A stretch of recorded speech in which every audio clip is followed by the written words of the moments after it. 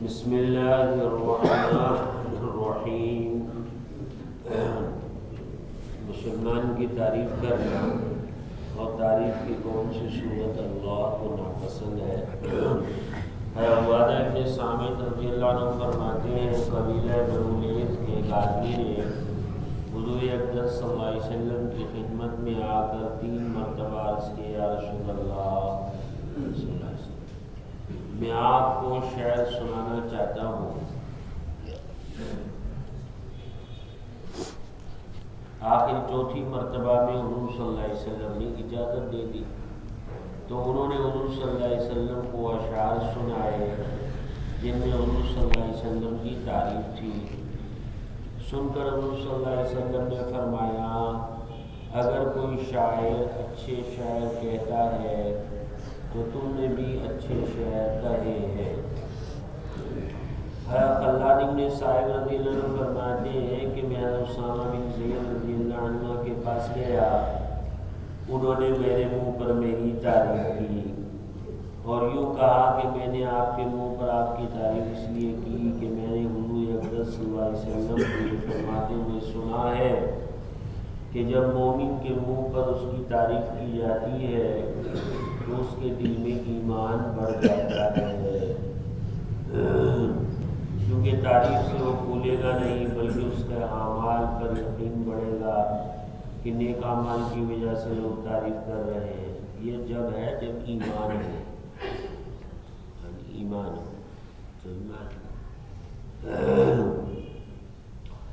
مطرف رحمۃ اللہ علیہ کہتے ہیں میرے والد نے اپنا قصہ بیان کیا کہ میں بنو عامر کے ایک وفد کے ہمراہ حضور صلی اللہ علیہ وسلم کی خدمت میں گیا۔ ہم نے عرض کیا آپ ہمارے سردار ہیں۔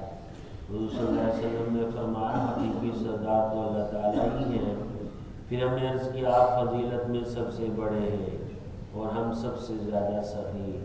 حضور صلی اللہ علیہ وسلم نے فرمایا ہاں تم یہ کہہ سکتے ہو، بلکہ اس میں بھی کچھ کمی کرو تو اچھا ہے، شیطان تم پر غلبہ پا کر تمہیں اپنا وکیل نہ بنا لے۔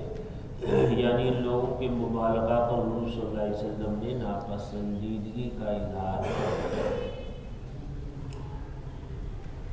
بلکہ اس میں بھی کچھ کمی کرو تو اچھا ہے، شیطان تم پر غلبہ پا کر تمہیں اپنا وکیل نہ بنا۔ یہ جملے جو ہے ناپسندیدگی جو تھی اس کا اظہار کیا حضور نے۔ رزین نے حضرت انس رضی اللہ عنہ سے اس جیسی روایت نقل کی ہے، اس میں یہ مضمون بھی ہے کہ حضور صلی اللہ علیہ وسلم نے فرمایا میں یہ نہیں چاہتا کہ اللہ تعالیٰ نے جو درجہ مجھے عطا فرمایا ہے تم مجھے اس سے بڑھاؤ۔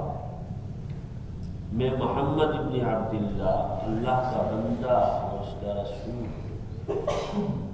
حضرت صلی اللہ علیہ وسلم فرماتے ہیں کہ ایک آدمی نے حضور صلی اللہ علیہ وسلم کی خدمت میں عرض کیا اے ہم میں سے سب سے بہتر اور سب سے بہتر کے بیٹے، اور اے ہمارے سردار اور ہمارے سردار کے بیٹے۔ اس پر آپ نے فرمایا تم میرے بارے میں وہ کہو جو میں تمہیں بتلاتا ہوں تاکہ شیطان تمہیں صحیح راستے سے ہٹا نہ سکے۔ مجھے اسی درجے پر رکھو جو اللہ نے مجھے عطا فرمایا ہے، میں اللہ کا بندہ اور اس کا رسول ہوں، عبداللہ و رسول اللہ۔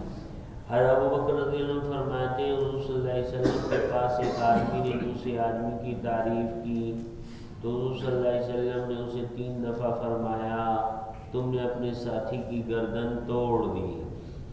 تم میں سے کسی نے اگر کسی کی تعریف ضروری کرنی ہو اور اسے اس کی اچھی صفات یقینی طور سے معلوم ہو تو یوں کہنا چاہیے کہ میرا فلاں کے بارے میں یہ گمان ہے اور اللہ اسے بہتر جانتے ہیں۔ اللہ کے سامنے وہ کسی کو مقدس بنا کر پیش نہ کرے بلکہ یوں کہے میرا گمان یوں ہے، میرا خیال یوں ہے۔ اس انداز سے آدمی بات کرے تو اس میں بھی حضور صلی اللہ علیہ وسلم نے طریقہ بتا دیا، طریقہ سمجھا دیا، بلکہ اپنے بارے میں بھی بعض لوگوں نے کچھ اس انداز کی بات کی تو حضور نے صاف کہہ دیا کہ مجھے اسی درجے پر رکھو جو اللہ تعالیٰ نے مجھے عطا فرمایا ہے کہ میں اللہ کا بندہ ہوں اور اللہ کا رسول، اللہ کا بندہ اللہ کا رسول۔ صحیح بات ہے۔ حضرت ابو موسیٰ رضی اللہ عنہ فرماتے ہیں رسول اللہ علیہ وسلم نے سنا کہ ایک آدمی دوسرے کی تعریف کر رہا ہے اور تعریف میں حد سے آگے بڑھ رہا ہے، تو فرمایا تم نے زیادہ تعریف کر کے اس آدمی کی کمر توڑ دی، اس آدمی کی کمر۔ ہاں، بعض اوقات آدمی اپنی تعریف سن کے پھولے نہیں سماتا، نفس بڑا موٹا ہو جاتا ہے، اندر میرا جیسا کون ہوگا، شیطان اس کو پکڑ لیتا ہے اور بیچارے کا کام خراب ہو جاتا ہے۔ رجاء ابن ابی رجاء رحمۃ اللہ علیہ کہتے ہیں ایک دن میں حضرت محجن اسلمی رضی اللہ عنہ کے ساتھ چلا، یہاں تک کہ ہم بصرہ والوں کی مسجد تک پہنچے تو وہاں مسجد کے دروازوں میں سے ایک دروازے پر حضرت بریدہ اسلمی رضی اللہ عنہ بیٹھے ہوئے تھے۔ مسجد میں سقبہ نامی آدمی بڑی لمبی نماز پڑھ رہے تھے، حضرت بریدہ اسلمی رضی اللہ عنہ بیٹھے ہوئے تھے۔ حضرت بریدہ نے ایک چادر اوڑھی ہوئی تھی، ان کی طبیعت میں مزہ بہت تھا، اس لیے انہوں نے کہا اے ماجد کیا آپ بھی ویسی نماز پڑھتے ہیں جیسے سقبہ پڑھتے ہیں؟ ماجد نے اس بات کا کوئی جواب نہ دیا اور واپس آ گئے۔ اور ماجد نے کہا ایک دفعہ حضور صلی اللہ علیہ وسلم نے میرا ہاتھ پکڑا، پھر ہم لوگ چلنے لگے اور چلتے چلتے ہم فوج پہاڑ پر چڑھ گئے۔ حضور صلی اللہ علیہ وسلم نے مدینے کی طرف منہ کر کے فرمایا ہائے حسرت اور افسوس، ایک دن اس بستی کو بستی والے چھوڑیں گے، حالانکہ اس دن یہ بستی بہت زیادہ آباد ہوگی، دجال مدینہ آئے گا لیکن اسے مدینہ کے ہر دروازے پر فرشتہ ملے گا، اس لیے وہ مدینہ میں داخل نہیں ہو سکے گا۔ پھر حضور صلی اللہ علیہ وسلم اور پہاڑ سے نیچے اترے، جب ہم مسجد پہنچے تو حضور صلی اللہ علیہ وسلم نے ایک آدمی کو رکوع سجدہ کرتے ہوئے نماز پڑھتے ہوئے دیکھا۔ حضور صلی اللہ علیہ وسلم نے مجھ سے پوچھا یہ کون ہے؟ میں نے کہا یا رسول اللہ یہ فلاں ہے، اور اس کی بہت زیادہ تعریف کرنے لگا۔ حضور صلی اللہ علیہ وسلم فرمایا بس کرو، اس کی تعریف اسے نہ سناؤ ورنہ یہ ہلاک ہو جائے گا۔ پھر آپ صلی اللہ علیہ وسلم چلنے لگے، اور جب اپنے حجروں کے پاس پہنچے تو آپ صلی اللہ علیہ وسلم نے اپنے دونوں ہاتھوں کو جھاڑ کر 3 دفعہ فرمایا تمہارے دین کا سب سے بہترین عمل وہ ہے جو سب سے زیادہ آسان ہو، سب سے زیادہ دین میں جو آسان کام ہے اس کو آدمی کرے، بلا وجہ مشقتوں میں اور مشاہدوں میں نہ پڑے۔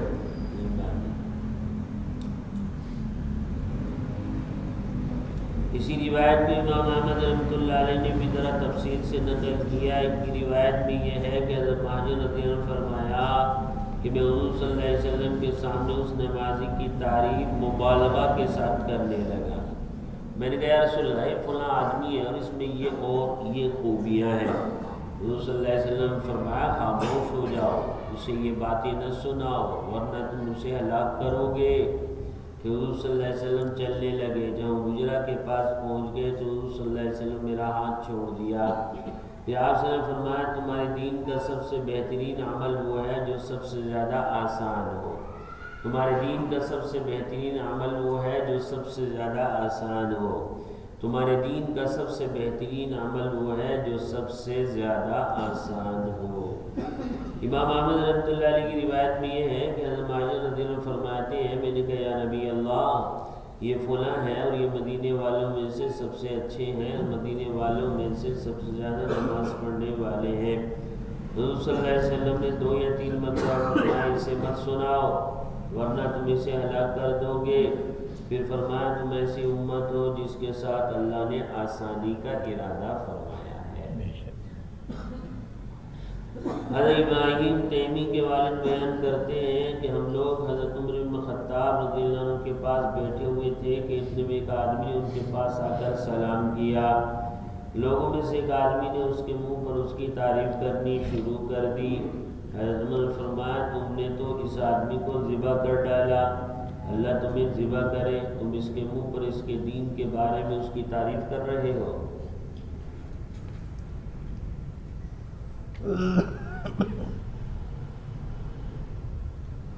حسن رحمۃ اللہ علیہ کہتے ہیں کہ ایک مرتبہ حضرت عمر رضی اللہ عنہ بیٹھے ہوئے تھے، ان کے پاس کوڑا بھی رکھا ہوا تھا۔ اور لوگ بھی حضرت عمر رضی اللہ عنہ کے ارد گرد بیٹھے ہوئے تھے کہ سامنے سے حضرت جارود رضی اللہ عنہ آئے تو ایک آدمی نے کہا یہ قبیلہ ربیعہ کے سردار ہیں. اس کی اس بات کو حضرت عمر رضی اللہ عنہ نے، ان کے آس پاس کے لوگوں نے اور حضرت جارود نے بھی سن لیا.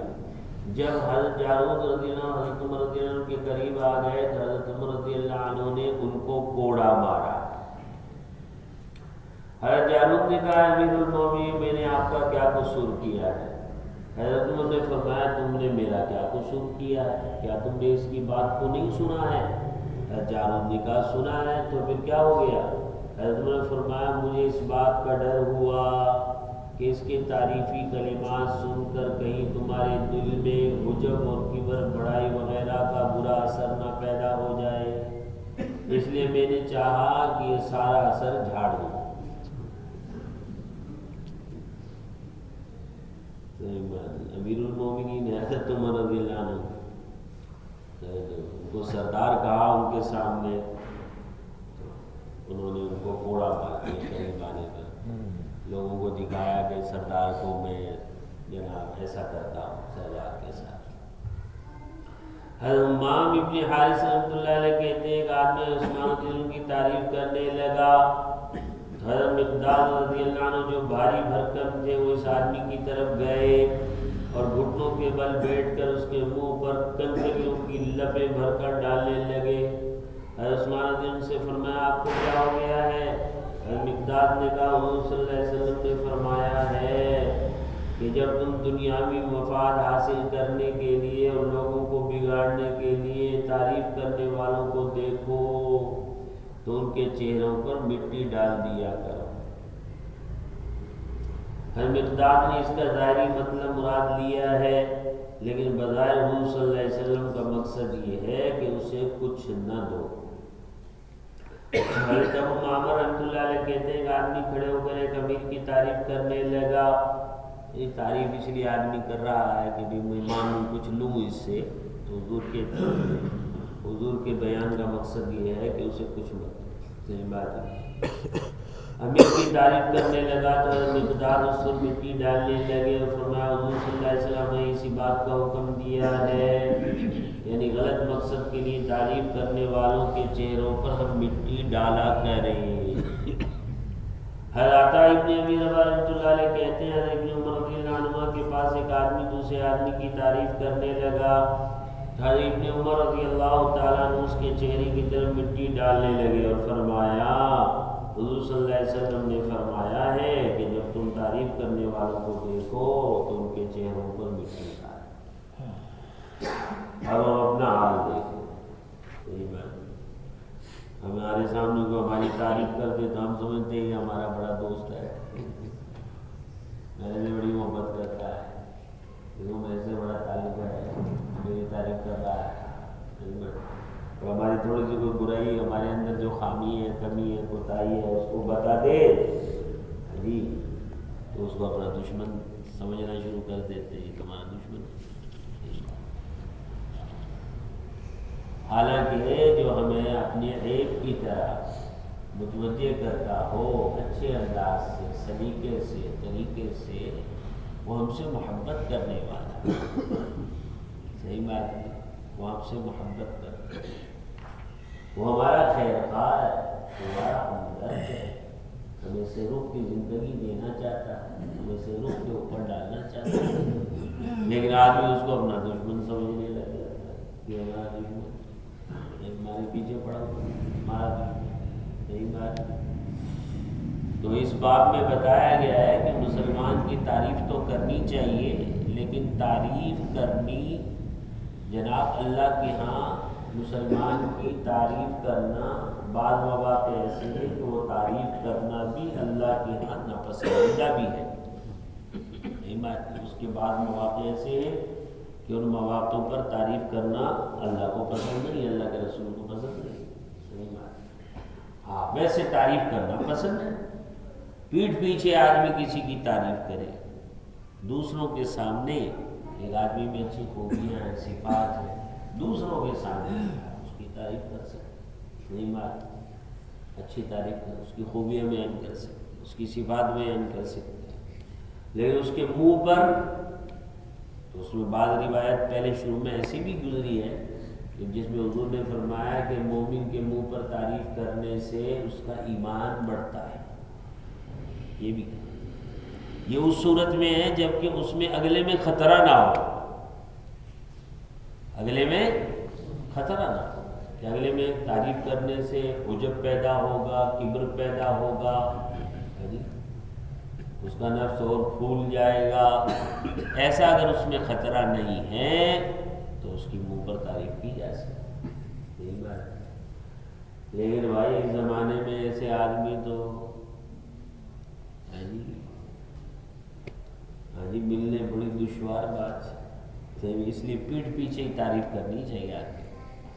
صحیح بات ہے، زیادہ اچھی بات ہے کہ حضور صلی اللہ علیہ وسلم نے اپنی تعریف کو بھی ایک حد میں بتا دیا کہ میری بھی اگر کسی نے تعریف کرنی ہے، نعت بیان کرنی ہے تو اس کی ایک حد مقرر ہے. ہاں میں اللہ کا بندہ ہوں، اللہ کا رسول، مجھے اللہ تعالیٰ مت بنا دینا.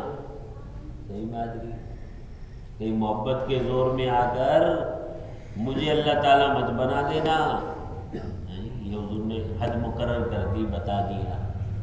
جس نے بھی تعریف کی حضور صلی اللہ علیہ وسلم نے کہا جی یہ اچھی بات ہے، کوئی آدمی اچھا شعر کہتا ہے جی تو تم بھی ان میں سے ہو جس نے وہی اچھا شعر کہا. لیکن بتا دیا کہ میں اللہ کا بندہ ہوں اور اللہ کا رسول. اللہ کے یہاں بس میرا یہ درجہ، میں اللہ کا بندہ ہوں، اللہ کا رسول. بندوں میں اس سے اونچا مقام کسی کا نہیں. اللہ کا بندہ ہونا اور اللہ کا رسول، اس سے اونچا مقام بندوں میں، مخلوقات میں کسی کو نہیں. مخلوقات میں، بندوں میں سب سے اونچا مقام بندہ ہونا اور رسول ہونا. بندگی حاصل ہو جائے، بندہ بن جائے، اللہ کا بندہ بن جائے. اور پھر اس سے اوپر کا ہے کہ رسول بھی، جس سے اونچا مقام پھر کوئی. صحیح بات ہے. پھر اس سے اوپر تو صرف اللہ کی ذات ہے. صحیح بات ہے. اونچا مقام اس کے بعد نہیں. مخلوقات کے اندر اونچا مقام یہ ہے اللہ کا بندہ ہونا، اللہ کا رسول. یہ سب سے اونچا مقام ہے. حضور نے فرمایا یہ اللہ نے مجھے درجہ دیا ہے، اسی درجے پر رکھنا ہے. اس سے کہیں اونچا درجے کے چکر میں مجھے نہیں ڈال دینا تو ہلاک ہو جاؤ گے. محبت کے زور میں آ کے جناب جی حضور صلی اللہ علیہ وسلم کو اللہ ہی بنا دیا. عیسیٰ علیہ السلام کی محبت میں زور کے میں آ کر ان کے لوگوں نے، عیسیٰ علیہ السلام کے ماننے والوں نے عیسیٰ علیہ السلام کو اللہ ہی بنا دیا. عزیر علیہ السلام کی محبت میں یہود نے عزیر علیہ السلام کو اللہ ہی بنا دیا، اللہ کا جز قرار دے دیا. بیٹا یہ اللہ کا جز ہے، اللہ کا بیٹا. محبت میں اتنے بڑے حد مقرر ہے، حد مقرر ہے. اسی حد پر تو آپ صلی اللہ علیہ وسلم کو ساری مخلوقات میں، پھر مخلوقات کے اندر جو انسانوں میں بھی رسولوں اور انبیاء اور رسول میں سب سے اونچا مقام حاصل ہے آپ صلی اللہ علیہ وسلم کو. یہ آپ صلی اللہ علیہ وسلم کا درجہ ہے، یہ آپ صلی اللہ علیہ وسلم کا مقام ہے. جس کو شیخ سعدی نے کہہ دیا قصہ مختصر قصہ یہ ہے کہ خدا کے بعد بزرگی ہے تو وہ رسول اللہ صلی اللہ علیہ وسلم، محمد صلی اللہ علیہ وسلم کی ہے. بس خدا کے بعد بزرگی ہے تو وہ محمد صلی اللہ علیہ وسلم. یہ مقام ہے آپ سے، اسی پر رکھنا، اس سے نہ نیچے نہ اس سے اوپر. جس نے نیچے کیا وہ بھی جہنم میں گرے گا، جس نے اس مقام سے اونچا کیا وہ بھی جہنم میں گرے گا. یہی بات ہے. جو اسی مقام پر رکھ کر آپ صلی اللہ علیہ وسلم کو اللہ کا نبی رسول مان کر ان کا اتباع کرے گا وہ جنت میں جائے گا. حضور نے یہاں طریقہ بتایا ہے بھائی کسی کی تعریف کرے تو تعریف کرنا ایک اچھا عمل ہے، پسندیدہ عمل ہے، لیکن اس پسندیدہ اعمال کو اختیار کرنے کا بھی طریق بتایا ہے، طریقہ سمجھایا ہے کہ کس انداز سے اس کی تعریف کرنی ہے اور کیسے کرنی ہے۔ یہ آپ کے سامنے روایات آ گئی ہے، احادیث آ گئی ہے، ایک دو اور اس بار سے متعلق باقی ہے۔ الحمدللہ اللہم صلی